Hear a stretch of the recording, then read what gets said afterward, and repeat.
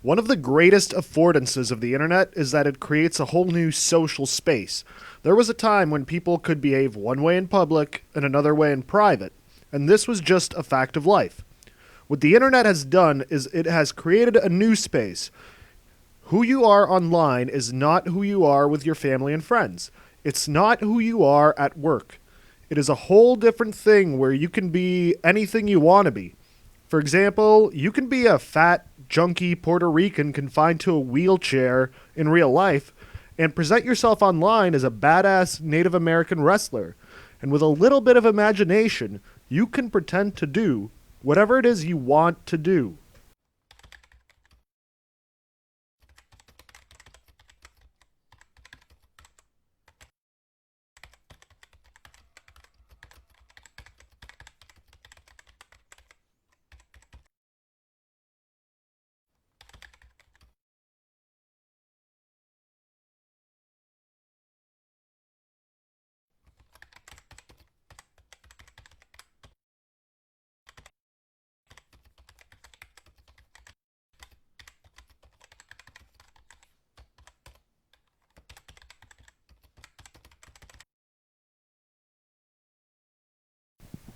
Shmorky's disappearance lays rooted in the fact that the majority of his life was spent in the online space, and things that were very private online became very public online, and the online became the real.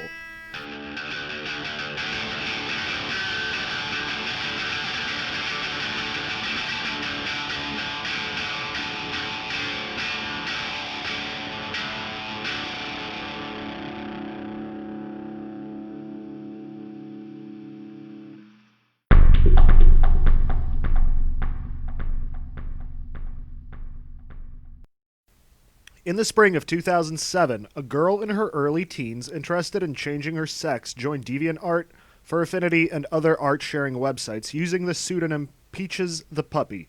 Peaches the Puppy had two subjects of interest: furry stuff and poop stuff.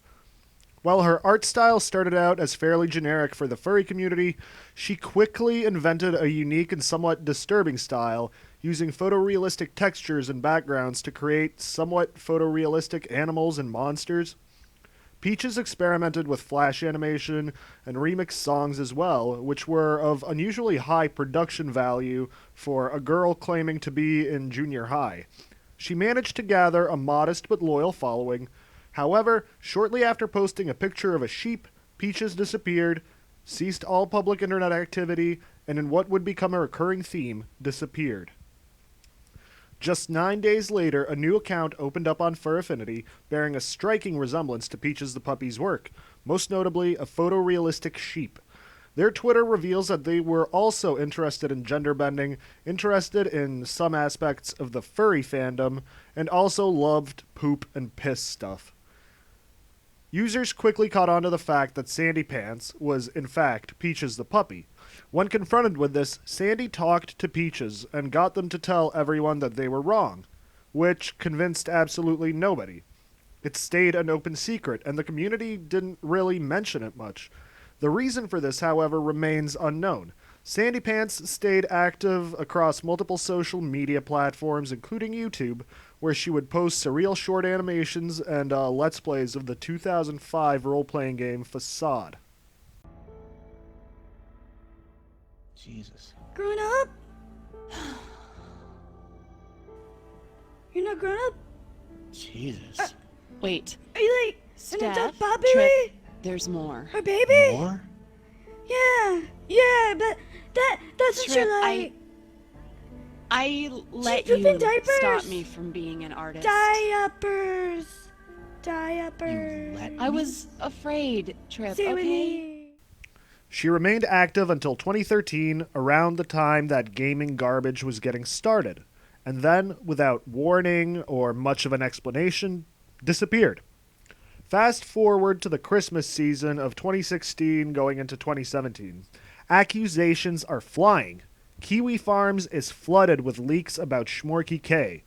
Nudes, Klerf porn, diaper molestation roleplay chat logs.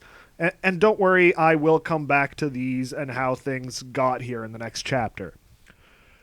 Quite unexpectedly, a familiar character shows up on the Shmorky thread to reveal some more personal details. Mandy. You will remember Mandy as the kratom-drinking, powerlifting, schizo bride-to-be of Shmorky K. Mandy is no longer with Shmorky, and no longer has to put up with a constant barrage of self-righteousness and psychological abuse in the voice of Stingy from Lazytown. Mandy has an interesting bit of insight. Shmorky used to roleplay as a furry teenage girl. Sandy Pants. Well, how could that be? Sandy Pants has a voice, and it's been consistent from 2008 through 2013. Furthermore, Peaches the puppy had the same voice as early as 2007. Hey, blank, can you record a couple of things for me? I'm pretending to be a girl. Can you say, hello, my name is Peaches the puppy and I'm 12 years old? How about, I like going potty, or I like to poop my pants, or pee-pee time, or arf arf, I'm a little puppy, and anything silly you can come up with. Go ahead and email me the files. Thanks, me. And if you compare her voice today to Peaches the puppy, well... Hi, I'm Peaches the puppy, and this is my fucking voice. Yay, Kiwi Farms vaginas. Hi, I'm Peaches the puppy, and this is what I sound like in the real world. Duh! So for 6 years, Shmorky has had a woman on call to voice him as he role-played as a queer teenage girl furry with a piss fetish. Now, on the surface, this is not looking good. There are only 2 reasons to role-play as a 13-year-old girl, and that's either to catch a predator or to be a predator. And the circumstances surrounding the leaks preceding this revelation would strongly hint at the latter. However, almost immediately a Tumblr blog went up called Shmorky Debunked, which has a lot of really strong information countering the accusations posed by Kiwi Farms. In it, the writer, who has chosen to remain anonymous, speculates that Peaches and Sandy sound like someone else. Mandy. Mandy, the Jewish anti-Semite Shmorky would go on to meet in 2013. And despite the fact that Kiwi Farms ran a sock check on the accounts and they came back negative, for them, there is compelling voice comparison evidence as well. Actually, if there's one thing I learned in this life, sweetheart, it's that everyone is replaceable. Hi, I'm Peaches the puppy, and this is what I sound like in the real world. Look, I'm not gonna lie. This is confusing as all hell. I feel like I'm faced with the concept of the Trinity for the first time ever. Think about it. Shmorky is not Sandy Pants. Sandy Pants is not Soliloqueef. Soliloqueef is not Shmorky. However, Shmorky is Peaches the puppy, Sandy is Peaches the puppy, and Soliloqueef is Peaches the puppy. This is so... ugh. So I will present the 3 most likely scenarios I was presented with during research. Shmorky is Sandy Pants. Having been alienated from the furry community due to his association with something awful, Shmorky created an alter ego, that of a little girl. He radically changed his artistic style in order to disguise himself. For 6 years, he commissioned Soliloqueef to voice the character occasionally in order to keep suspicion off himself and to further immerse his furry audience in his character. Furthermore, Peaches the puppy allowed him to explore gender fluidity much sooner than Tumblr emboldened him to do so with his main personality, Shmorky. It was a way to continue to do diaper fur shit without it ever going back to Dave Kelly. But if he was so careful to cover his tracks, why would he do the commission from his personal email? 2. Mandy is Sandy Pants. Now, in this scenario, Mandy had a past on the internet, and as the Kiwis piled on to Shmorky, she decided to toss in some of her old shit and claim it's his, for the lulz. Using a VPN and whatnot, she created Soliloquy to fuck with Shmorky. Here's the thing, this is highly unlikely. Mandy has never shown herself to have artistic skills on the level of Sandy Pants or even Peaches. Furthermore, she's not particularly computer savvy, seeing as she left her history of browsing snuff films on Lotax's computers. But really, the biggest reason I don't think Mandy is Sandy Pants is I don't think she's making this up. She has no reason to. There is so much stuff out there that is far worse that Shmorky has done around her that is, like, documented. There's verbal abuse, there's forcing a gender identity on her, there's diaper play, lying about his age for the first year of the relationship. It's all there. Sandy Pants doesn't make any of this worse. For all intents and purposes, the Mandy is Sandy Pants hypothesis just doesn't make sense. 3. Sandy Pants is Sandy Pants. What if there was a furry girl who was just hanging around Fur Affinity that got bored with her account every now and then and just disappeared and started a new one every few years? Like some kind of dog-yiffing Mr. Medicare. What if Mandy threw it out there for the lulz? Or maybe what if Shmorky had been a fan of said account and showed it to Mandy, and in her crazy, not good, wrong brain, she mistook it for an admission of Shmorky being said account? But then who's Soliloquy?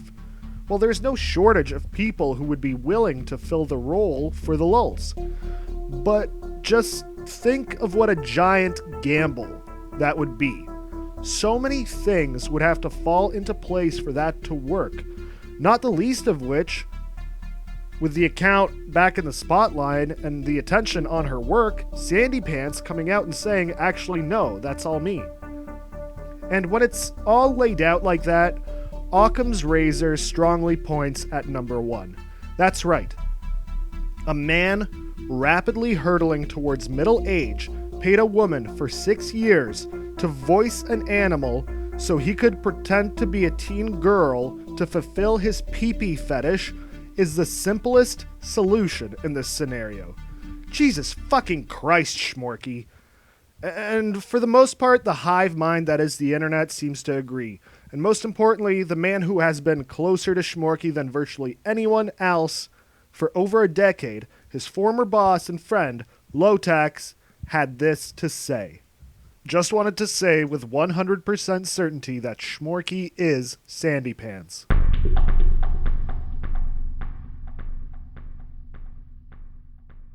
The revelation that Shmorky K was likely, in fact, role-playing as a little girl was just the icing on the cake.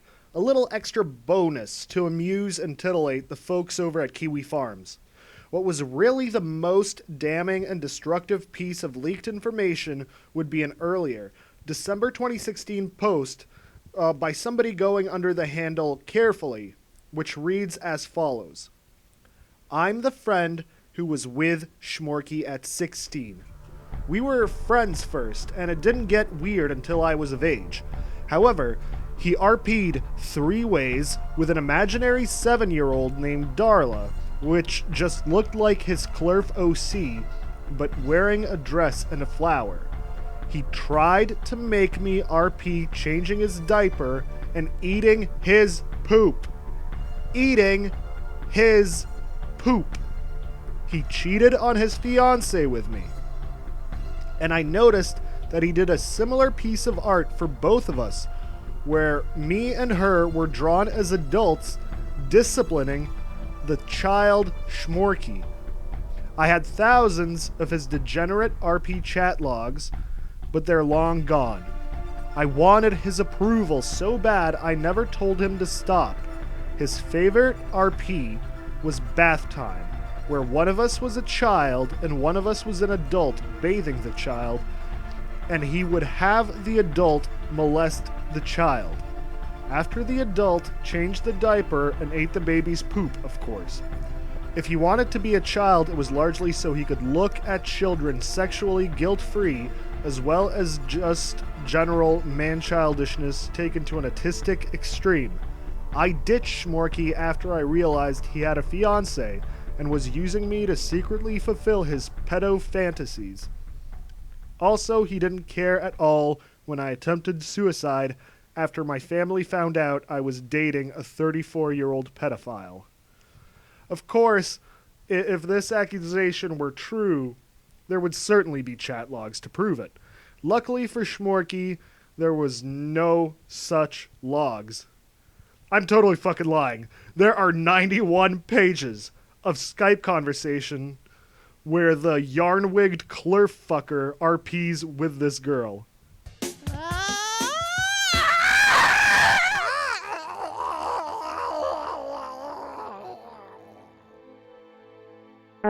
We're going to start where Carefully and Shmorky have just finished discussing their love of bread, and out of nowhere, Shmorky comes out with this. Daisy looks down at you from high on the playground equipment, leaning over some railing. Hi, he squeals out softly. Daisy, I bounce excitedly. Leans his chin over his folded arms. What you doing down there? I don't know, actually. I bury my feet in the playground stuff. Daisy fidgets and tugs at his jeans. He makes a face, scrunching up his fat snoot. What you doing? The boy blushes a bit. Nothing, he mumbles a little. He mumbles. A little girl behind Daisy points and giggles. Daisy blushes, holding his hands behind him. Daisy? I ask, coming closer to you. The little girl looks down at you. He pooped his pants. Daisy's face burns with blush. I did not. The boy scurries off to another part of the equipment. I chase after you. The little girl sees you run up the equipment. Are you his big sister or just his babysitter? Isn't he too old to poop his pants? She grills you and runs after as well. I think he's hiding under the dome. She points ahead, trying to help you. I jog up to the dome and turn to the little girl. Well, everybody has accidents sometimes. I duck under and find myself face to face with you. Daisy sees you there, looking right at him. The little girl peeks around the corner and looks as well. The boy blushes deeply. Fine, okay, I did it, he admits, sitting there in the dome. The light shining in gives everything around us a pink hue. The girl speaks up. Hey, it's okay. My big brother does that too sometimes. She's only trying to be helpful, but it just embarrasses the boy more. Come on, kid. Shoo. I wave my arm dissuasively at her, trying to alleviate your embarrassment. The girl speaks up. I'm Darla. I promise I'm not going to tell no one. She makes a cross motion over her chest. Cross my heart. She crawls into the small space and looks on curiously. Daisy tugs on his pants. I hope I didn't embarrass you, the boy says softly. I scooch to make room for Darla. Oh, I whisper, you don't embarrass me. Daisy bites his bottom lip. He looks over at you. He starts to smile. He leans over and nuzzles our noses together. And there he sent a picture he drew of this scene. I blush furiously and turn to the little girl. Come on, Darla. Do you have to stay in here? I once thought about going by Darla, but I think I'm going with Daisy. I actually like the name Darla, but I don't know why. Oh, cute. Daisy fiddles with his belt buckle. Hey, blank, did you bring your backpack? You know, the one.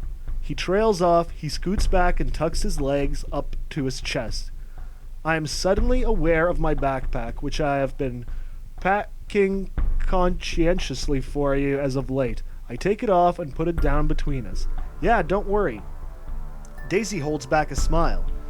He really likes you and feels really safe around you. He's still fairly embarrassed as he sees you rummaging through his backpack for his things. Daisy pulls out his jeans anxiously. Darla pokes her head between the two of you. Is there anything I can do to help? The blood drains from my face. It's starting to get all hot and sweaty underneath the plastoidal paraboloid, and I retrieve some wet wipes. I gently swat Darla away in shyness and turn my attention to you. The sweet smiling girl hangs over you. Her scent kind of reminds you of Daisy, only instead of vanilla she smells more like candy. You try to ignore, and the other person that's there behind you as you undo your boyfriend's pants and inspect his undies. I'm sorry about that, blank. The boy squeaks out softly. Do you have an idea of the direction we're taking with this? I'm very much at a loss. I pulled your jeans off, trying not to elbow Darla in the head accidentally. Joy of all joys. Your jeans are spotless. The next bit isn't, though. Heh. I'm just feeling split between wanting to be a girl and a boy. It's okay. Daisy kicks his legs, knocking his jeans off. Now it's the tricky part, getting his undies down. Daisy bites on his thumb, looking down shyly as you carefully pull away his underpants. I was legitimately starting to get anxious sweats, but now back on track. I slide your underpants past your knees, trying not to get tacky goo on anything. I laugh in relief at our weird but familiar ritual. Darla grins. Hee hee, what a cute baby. Daisy blushes brightly, biting on his thumb. You can almost see a smile starting to form on his freckled face. The boy's dick gets big as the cool air touches it. Guess I can't use those underwear again, he mumbles. Look, I was going to read more of this story, but I've suddenly had...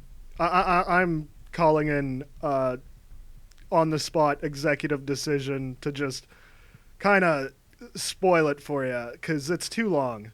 Yeah, basically what happens next is carefully jerks off Shmorky while Darla watches on. Yeah, that's it. And this is just one day in the chat logs. This is 3 pages out of 91. And I'll leave a link to the chat logs in the video description. Feel free to read them. Shmorky had spent over a decade denying that he was a diaper fur. But now, with the leaks out in public, emboldened by his Tumblr echo chamber, he attempted to pass the reaction to these revelations, as well as extremely graphic Klerf piss porn that had leaked, as simple kink shaming. Thanks for your support, Kurt. Means a lot to me. Have you seen what they're posting? It's just a kink. Shmorky could only defend himself so long, until the overwhelming need for pity grew, so he checked himself into a hospital and left some people some weird voicemails. Not helping the situation is that many people misunderstood the initial accusation. Likely due to the nature of the roleplay itself, many people took it as Shmorky had started this fetish roleplay while his partner was still underage, and therefore it was criminal. This, however, is not the case. What is the case is that the pedo roleplay did have real-world consequences. If you recall from Chapter 2, Shmorky had, over the years, become a close family friend with rich low-tax Kienka. And the family. Especially his, at the time, infant daughters. There was a certain I told you so attitude from the trolling community. We've been telling you for years that he is what he is, and you let him near your kids? Kiwi Farms became particularly concerned with the amount of time Shmorky had been allowed to spend with the children. Lotax had this to say regarding his daughter. I talked to her in real life today and yesterday. Had to explain sexual fetishes of fucked up adults to her. Had to explain pedophilia to her. Had to explain sociopaths to her. Not a great couple of days. Not how I wanted to spend them. But she's pissed at Shmorky and wants to vent just as much as I do. When questioned about if this was really necessary, Lotax followed up with, I had to. Dudes into kitty fucking. Wanted to make absolute sure nothing happened when I was in another room or wasn't looking. Had to make sure he didn't touch them or do any shit like he lusts for in his sexually deviant RP sessions with poo-poo pee-pee baby diaper furs. I never left the kids alone with Shmorky, but I was better safe than sorry. I didn't want them coming up with repressed memories a decade later about how Yarnwig McFurryfuck checked their undies for poo-poo. And it is likely this kind of anger and the emotional scale of the consequences that eats away at Shmorky, that drives him into the shadows, and that shut him up from defending himself. Sure, there was shame. Shame from revelations like the fact that he urinated in his diaper when he met his fiancée in real life for the first time to break the ice. But over the previous 3 years, with the aid of Tumblr, Shmorky had learned to live a shameless existence. You are what you are, and if people don't accept it, they are bigots and need to be yelled at in a shrill, high-pitched cartoon voice. But the guilt of having betrayed someone who had taken him from sucking dick for rent to being an independent and professional cartoonist, and in such a bizarre way, and knowing that no explanation, no apology, no righteous indignation would ever reverse it, that is what I think drove Shmorky from the hospital doing increasingly disturbing doodles for his Patreon supporters to, well, where he is today. Our story begins and ends in Mineral, Virginia, a small rural community with less than 500 residents, about an hour's drive away from Charlottesville. It is there that Dave Kelly grew up in a trailer in the woods with his mother, stepfather, and 2 younger brothers. And according to all data that is available, it is there that Dave Kelly lives now. As for what he has been doing for the past 2 years, well, no one really seems to know.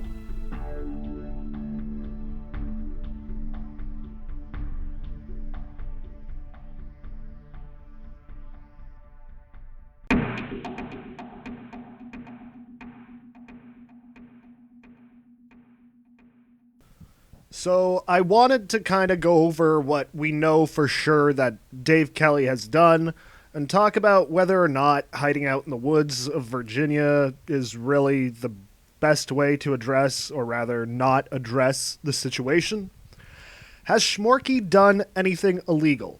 As far as I'm aware, no. If we get into role-playing between consenting adults as being criminal, we are talking about thought crimes, and the legal system would never go there. Some have speculated that the underage Klerf porn that he has produced constitutes child pornography. However, as far as I'm aware, this is also completely false.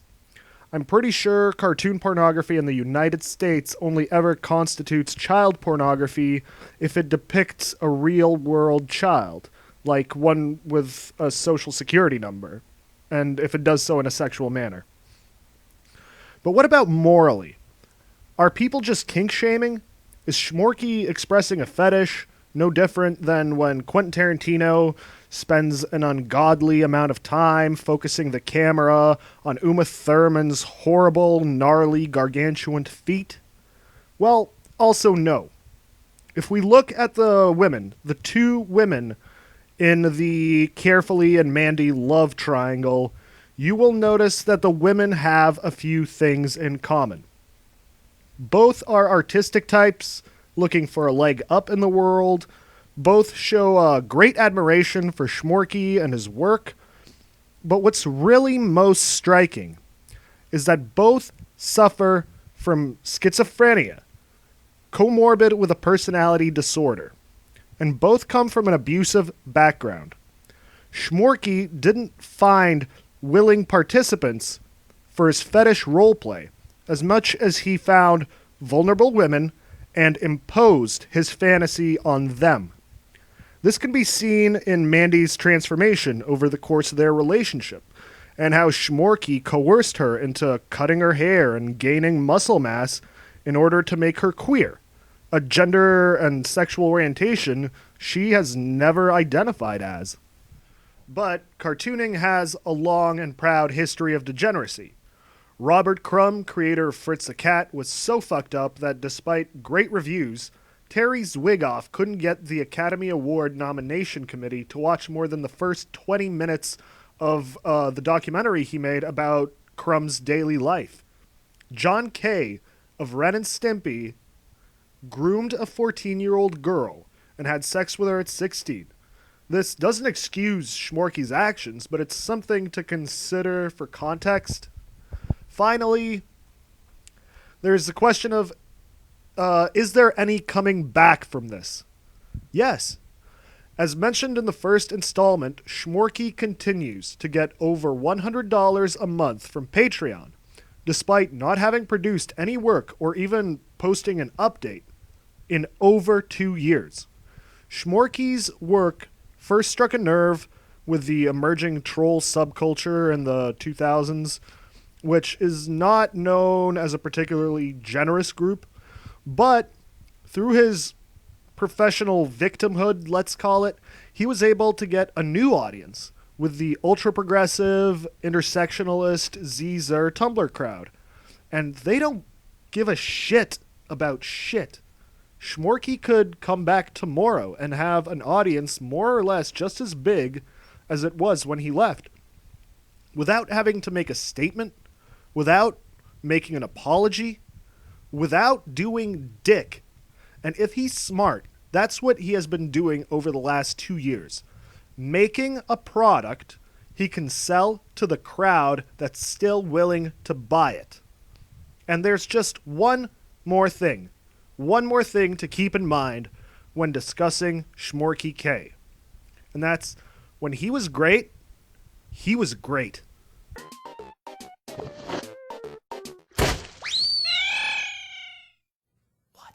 Yes! Yes! I did it! I finally got that Pikachu! Didn't you just want to capture Pikachu? Shut up, asshole! This is it! Pikachu is dead! Oh, he's dead!